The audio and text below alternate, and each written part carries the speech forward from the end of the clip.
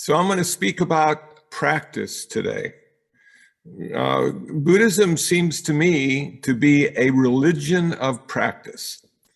And I say that because it's allowing us to realize what is already there. We already have the compassion, the kindness, the wisdom in place. It came with our human birth, but we haven't realized it yet in our everyday life. And I think Buddhism allows us to do that. So there are three kinds of practice that I'm going to talk about today. One is meditation practice, one is precept practice, and one is the four Brahma Viharas, or a wisdom practice, you might say. So when I came to Buddhism, I started with meditation. I didn't plan on becoming a Buddhist. What I wanted to do was I wanted to meditate and see what that was like after reading all these books on meditation and talking to people about meditation. I wanted to see if that would allow me to gain something, or at least get rid of something. As it turned out, I didn't gain anything, but I did get rid of some of my greed, some of my hatred, and some of my delusion. So that was good. So there are two kinds of Buddhist practice, theoretically, that allows us to transcend and realize there's something special about our life. There's mindfulness practice and there's concentration practice. Both are found in the Eightfold Path. So I started with concentration practice. I used the counting of the breath to lead me into my meditation practice. Now, there's something called the four jhanas, Jhanas, and those have to do with the different levels of concentration meditation. So the first level of concentration meditation has applied thought, sustained thought, happiness, bliss, and equanimity. The second level has three characteristics. Those we have gotten rid of applied thought and sustained thought. Now our mind simply rests on the object of meditation, which in my case was the breath, and we have happiness, we have bliss, and we have equanimity. Now, the reason I pause there is because there's a subtle difference between bliss and happiness. Bliss is more of a physical response. Happiness is more of a mental response. And then finally, the most rarefied level is balance of mind, or equanimity. The third level of jhana has two characteristics, which would be happiness and equanimity. And the fourth jhana has one characteristic, which would be equanimity, or perfect balance of mind. Now, equanimity and indifference are two different things. So we don't want to become indifferent. What we want to have is a balance and not choose sides and stay in the middle, which I think the Buddha was appropriate in saying that his path is the middle path. Now, the idea of resting on breath, using breath as a meditation technique, was interesting to me because at first, I couldn't keep track of the breath because I kept getting distracted by mental thoughts. So I started to count the breath, and I would tether my mind to the sensation of breath and go from 1 to 10 and 10 to 1 and 1 to 10 and 10 to 1. As I got better at keeping track of my breath, I then let the counting go and simply was aware of the sensation of breath. I realized that the counting disturbed my meditation practice because counting is composed of concepts. And if I wanted to have a subtle, peaceful mind, I had to let go of all the concepts, even counting my breath. So once I was able to simply rest on the sensation of breath, I also realized that sensation, physical sensation, is always happening right now. So I had come to the present moment experience of my life with no past and no future, simply resting in the moment. Well, the gong would ring, the concepts would come back, the peace that was generated in my meditation practice would soon be gone, and it was back to normal. But the practice continued, and the idea with the kind of meditation practice that I was doing was simply to take rest in the peace of a mind that wasn't being distracted by concepts or thought, in order to go back into the concepts and thoughts and see them in a new way, a more subtle way, realizing that I didn't necessarily have to be every thought I had, that the mind's job was simply to think. And my job as a meditator was to choose the thoughts that would enable me to have a better life and offer more service to the world. So if I had a thought of generosity, that would be a good thought to react or respond to. If I had a thought of greed or hatred, that would be a thought that I want to avoid. Now, the idea in avoiding those thoughts is not to suppress them, because when you suppress them, they even get stronger. You've heard the old adage, I don't want you to think about pink elephants. And so all you can think about is pink elephants. The idea is to simply allow the thought to arise, exist, and die. Every thought has a time span. And given enough time, every thought finally fails and goes back to where it came from, and the next thought will take its place. So we can pick and choose once we're aware of our thought process, and that is what I found in the practice of concentration meditation. Now, there's mindfulness meditation as well, the mindfulness of the mind, mindfulness of mental objects, mindfulness of the body, and mindfulness of sensations. And that seems to be the predominant practice for a lot of Buddhists in the West, to go into mindfulness.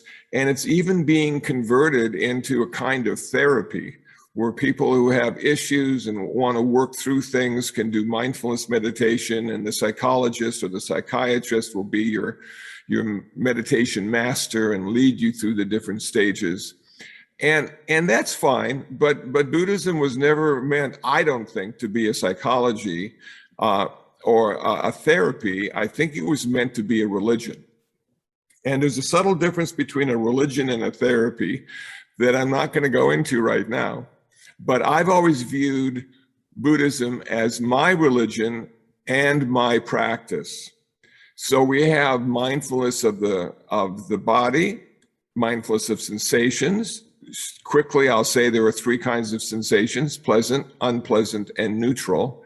Simply being aware of what sensation is occurring now, mental or physical, would allow us to be in a meditative state, a mindfulness meditative state. And that awareness then can be used to view the world and view our place in the world. Okay, so my practice started with meditation. Then, as I continued to meditate and started to take Buddhism more seriously, I found out that there was another practice that was necessary to be a Buddhist. So I was a bit hesitant in taking the second practice because I wondered if I could hold them, the precepts. And I realized that I didn't need to hold them 100%. I needed to practice holding them 100%. And of course, practice allows us to fail. That's the great part about practice as opposed to perfection. Perfection does not allow us to fail, but practice does. So the 5 precepts: I will practice not to take life. I will practice not to take what is not given. I will practice not to indulge in sexual misconduct. I will practice not to speak unskillfully. I will practice not to consume intoxicants. So those are the 5 practice precepts that I then started to hold after my meditation practice and with my meditation practice. So now I've got 2 kinds of practice. I've got meditation practice and I've got precept practice. Now, the precept practice is to allow us to live in the world in a skillful way and cause less suffering rather than more suffering. And if you're a fan of the news, you will see that a lot of people say right now that it's not my choice to do this. It's not my choice to do that.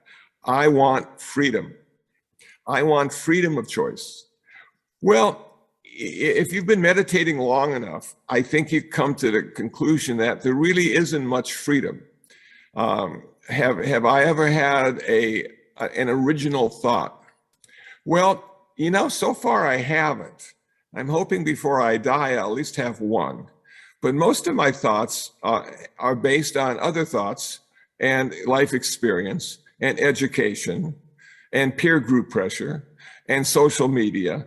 And I can go on and on and on, but where's my freedom of thought? It's not there. Do I have freedom of choice? Well, I think in America, we do have freedom of choice, but it's consumer freedom. Do I want the blue one or the red one? And of course, the new Matrix is coming out soon, so we'll all get a chance to see the new blue one and red one. But that's the choice we're given.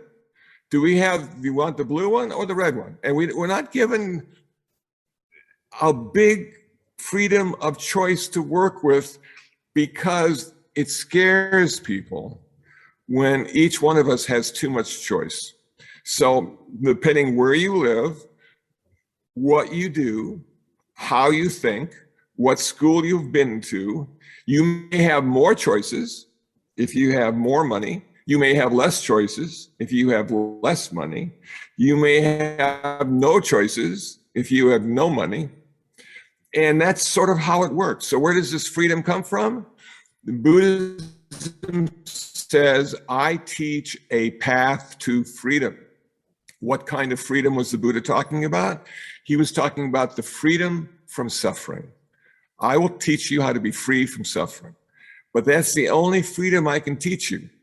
All the others are going to be up to you and may not be readily available. So here we have this wonderful idea of I can be free from suffering if I practice meditation, if I practice the 5 precepts. So let's just go through the precepts quickly to sort of understand why that might be a freedom. I take the training precept not to take life. So what does it allow me to do? It allows me to have less choice.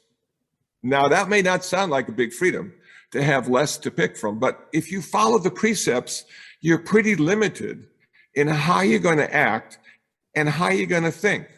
And that limitation gives us freedom from the complexity of having far too many choices.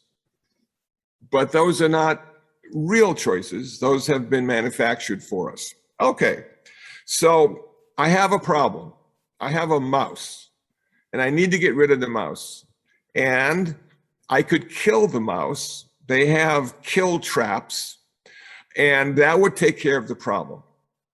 But now you've taken the first precept, not to take life. And though you may be able to rationalize that taking a little mouse life is not a big deal, karma is with you in everything you think, say, and do. And there's always a response from karma if you're unskillful or if you are skillful. So in taking that little mouse life and being unskillful, you'll have karmic ramifications. Okay, So how do I get rid of the mouse? Well, sometimes Buddhist temples will have cats, and cats will take care of the mouse.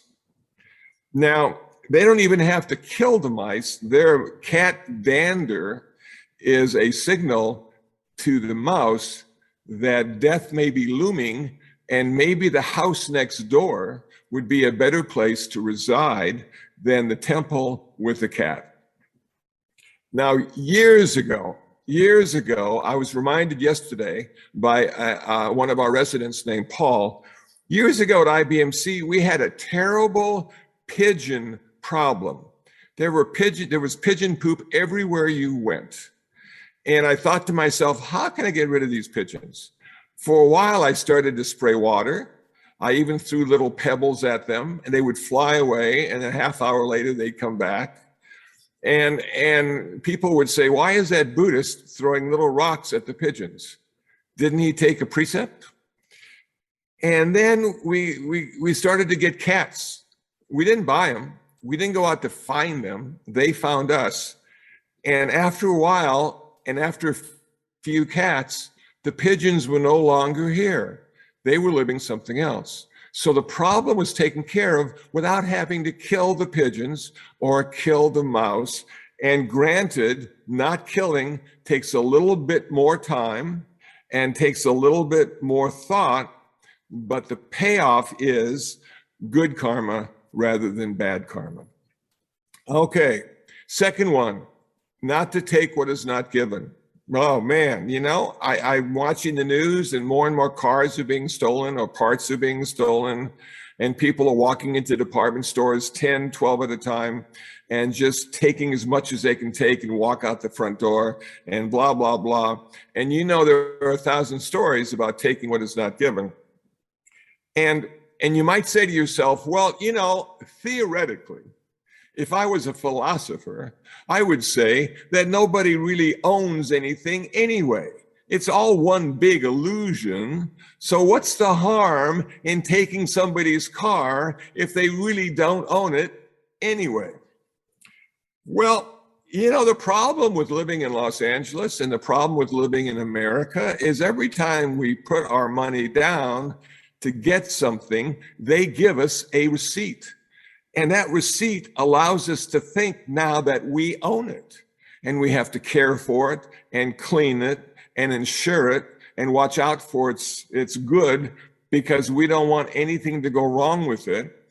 And if you have a car and you use your car to go to work and somebody takes your car, it's harder to get to work and be on time and blah, blah, blah. Okay, so the idea of not taking what is not given is not causing any more suffering in the world. There is so much suffering in the world. The first noble truth, life is ultimately unsatisfactory. Number one, because we don't own anything. And number two, everything we think we own will be eventually taken away from us. And the culprit is impermanence and change.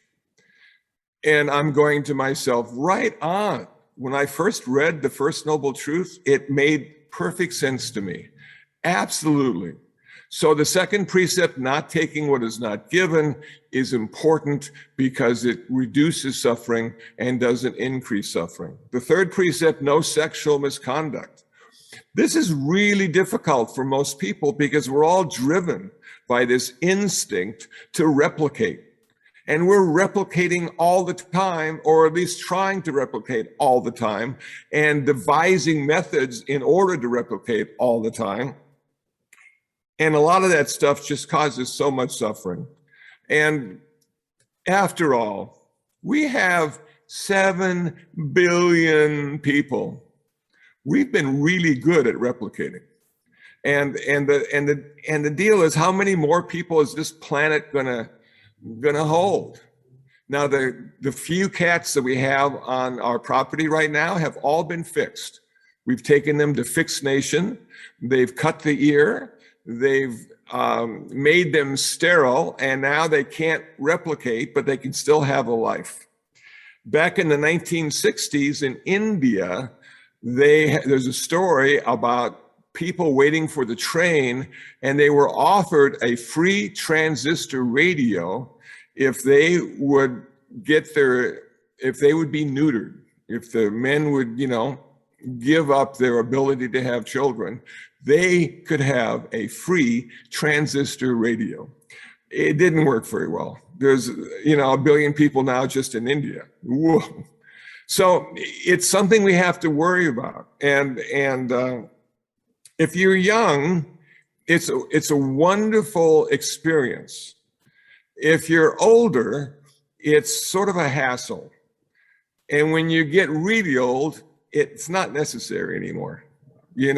Keep it simple, enjoy your life as a single person, and realize that even if you don't have children this lifetime, somebody else made up for it.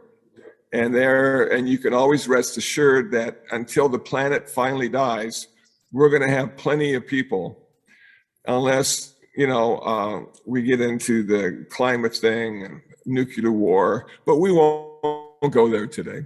So anyway, no sexual misconduct. Keep it simple, keep it clean, keep happy, keep it joyful. And if you do decide to have a wife or a husband and children, be a good parent.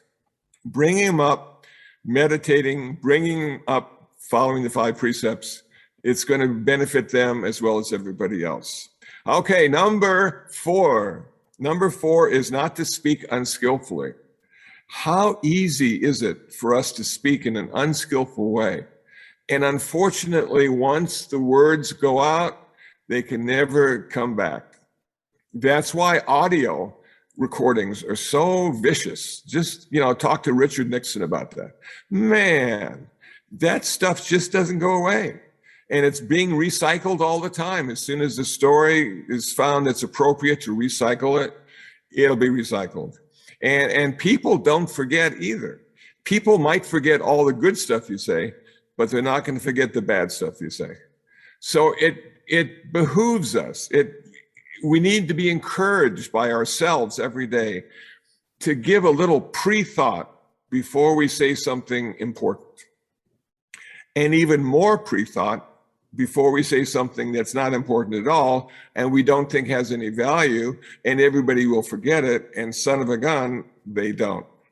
So being mindful of what's being said, and karma, speech karma is there. We have mind karma, speech karma, body karma. Once that goes out, bang. Speak skillfully. And number 5, don't get high. I know it's difficult. Everybody's getting high. So many people are dying now because they really want to get high. They want to get higher than they've ever been before. And they end up dying. And you just go, wow, it's not important to get high. This world that we live in, this reality that we carry with us every day, this is one big, giant hallucination. None of the stuff in our life is really happening the way we think it does. We don't need to enhance that. It's already a trip. We've been tripping our whole life, and what we're thinking has nothing to do really with the world around us. So why make it even more difficult? So at our center, when we give the 5 precepts, Reverend Karuna was very kind. She said, if you can't take a precept, you shouldn't take a precept. But we're going to modify the 5th precept for you because our center is a little more skillful in the way it presents its precepts. So we're going to tell you that it's okay to consume intoxicants, but not to the point of intoxication. And when I first heard that from Reverend Karuna, I just had to smile because there's a famous blues song out there, and it goes like, I ain't drunk, I just been drinking.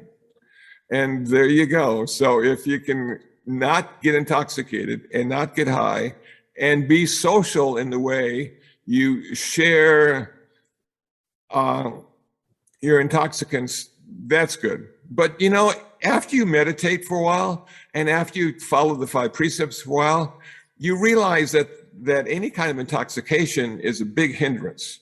It doesn't allow you to be mindful and aware in the same way that you are when you're not drinking. And you may do something just once while you're intoxicated that will change your whole life forever, and not in a good way. You know, when I was a police chaplain in Garden Grove, so many times we get young people in there and, you know, they would do something really stupid because they were high. And then there was court, and sometimes there was jail time, and then sometimes it's on your record now and you go find work and you got a felony and blah, blah, blah, blah, blah.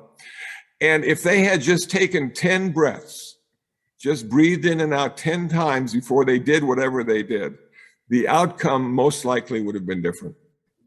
But in the heat of an emotional high point, anger, hatred, things are done, things are said that can't be taken back, and your life could be changed forever. So just stay sober and think of it as just one big hallucination, and you don't have to get high. You're already there. Okay, number 3, the third way to practice. Following the 4 Brahma Viharas. They are loving kindness, compassion, sympathetic joy, and equanimity. Now we have all this stuff already in place, but it's just buried really deep, and we need to stimulate it. We need to water it. We need to fertilize it. We need to make it grow. So let's start with loving kindness. In Buddhism, we have a meditation called loving kindness meditation. And I think people get confused about what loving kindness meditation is. Number 1, loving kindness is an intention. It's not an activity. This is according to me. So we have the intention of loving kindness, and it is raised many ways. It's raised through compassion and sympathy and understanding a particular situation. And we want to be helpful, and we want to be kind, and we want to make life a little bit better for the person or persons or ourselves. And with the intention of loving kindness arising in our mind, we then can go to the next activity, the activity of compassion. So it's not enough to want somebody to be in a better place. The compassion activity allows us to sort of, I don't want to say manipulate, but encourage change in the world that will reduce suffering. So we have the intention, the mindset of kindness, and then we have the voice and body of compassion. And for instance, you can feed hungry people or feed hungry animals, or somebody needs to go to the hospital, you can take them in your car to the hospital. There's so many ways to practice compassion, the activity of compassion, that will make a difference in our life and also a difference in the lives of others. So we have the intention of love and kindness, we have the activity of compassion, and then we have sympathetic joy. Now, this is the toughest one of all. This is so hard. I have found this to be almost impossible sometimes, but to appreciate the success of others, to appreciate the good fortune of others, and make their good fortune your good fortune, and make their success your success, without wishing it had been you. And that's the deal. You know, somebody wins $400 million on the lotto, and you go and say to yourself, you know, they're just going to waste all that money and they're going to be poor again in 2 years. And if I had won that $400 million, I could change the world in a positive way. And why didn't I win? And why did they win? And that is not sympathetic joy. That is just being human. And we're trying to be human in the best way as we practice Buddhism. Not simply human, but the best way a human being could be. Because that's what the Buddha did. The Buddha was a human who became a perfect human being. Perfect in the sense of being human, not perfect in the sense of being godlike. So the sympathetic joy takes work. Now, you might start with your family. If you like your family, if you like your siblings, if you like your parents, and something good happens to them, like maybe their anniversary, chime in, be part of that. Say, okay, wonderful. I'm so happy that you've been married 50 years. How the hell did you do it? But whatever it is, can you participate in it in a equanimous way without feeling bad that it's not happening to you? Sympathetic joy. And finally, the fourth Brahma Vihara is our old friend, equanimity, which came from our meditation practice and is now being transferred into a practice in the world. Can we have equanimity? Can we have perfect balance? And I have found one of the best places to practice equanimity is in Vaughn's supermarket, when you're waiting in line and people aren't able to find their card, or people can't find their money, or people need to leave the line to get just one more thing that they forgot. And there you stand waiting to pay for the 3 things that you're buying at Vaughn's today. And of course, you have a busy life. You've got plenty to do. You have people to see. You have people to be. And how can I just simply stand here and waste all this time? Okay. Can you do it? Can you waste the time? Can you be in the present moment, in the line moment? Can you be part of the line without having to direct it or change it or be in charge of it? Can you simply just be one of the line people? And when it's your turn, smile and pay and leave and go on to the next thing and go on to the next thing. And generally the next thing in LA will be traffic. And there you're sitting in traffic and you're behind 5 people that are trying to turn left and you just want to go straight and you just go, wow, come on. And so this practice is available to us every day of the year, the practice of equanimity. It's a perfect practice for Los Angeles with the millions of people that live here and the millions of people that are in a hurry to get someplace. And can you just be the one person who's not in a hurry? Can you be the one person who allows the other person to enter the traffic without honking at them and being angry with them and giving them sign language? Can you be that person? Well, that's the practice of loving kindness, compassion, sympathetic joy, and equanimity. Can we practice that on a daily, weekly, or monthly basis? And what will be the outcome? The outcome will be we have triggered all those important things that were lying dormant, that were there because of human birth, but never exercised or actualized. And now we're starting to see that we don't need to gain anything from the outside. We simply need to exercise what's already on the inside.